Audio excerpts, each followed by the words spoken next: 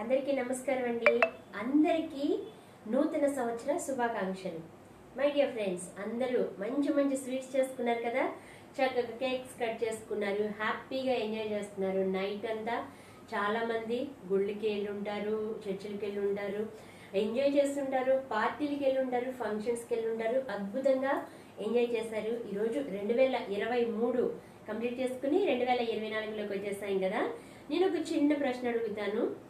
అదేంటి అంటే, ఈరోజు అందరూ అద్భుతమైన స్వీట్స్ చేసుకున్నాం కదా, ఇంట్లో అమ్మవాళ్ళు మంచి పాయసము, చక్కెర పొంగల్ లైక్ అలాంటి మంచి స్వీట్స్ చేసి పెట్టారు కదా, ఈరోజే చేసి పెట్టారు కదా.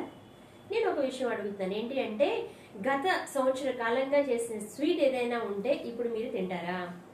లేదు, గత 10 సంవత్సరాల నాటి స్వీట్ ఏదైనా ఉంటే ఇప్పుడు మీరు తింటారా?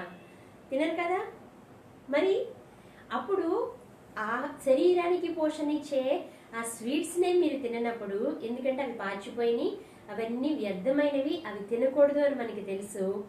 మరి మెదడు, ఎంతో శక్తివంతమైన మెదడుకి ఇచ్చే ఆహారం ఏదైతే ఉందో, ఆలోచనలు అనే ఆహారాన్ని మనం ఇచ్చేవి పాచిపోయినవి ఏవైతే ఉన్నాయో వాటిని ఇస్తున్నాం. అంటే గత సంవత్సరం, 2 సంవత్సరాలు, 10 సంవత్సరాల క్రితాన్ని ఇస్తున్నాం కదా. ఈ విషయం గురించి ఒకసారి ఆలోచించండి మై డియర్ ఫ్రెండ్స్. అందరికీ మరొకసారి నూతన సంవత్సర శుభాకాంక్షలు. Thank you very much.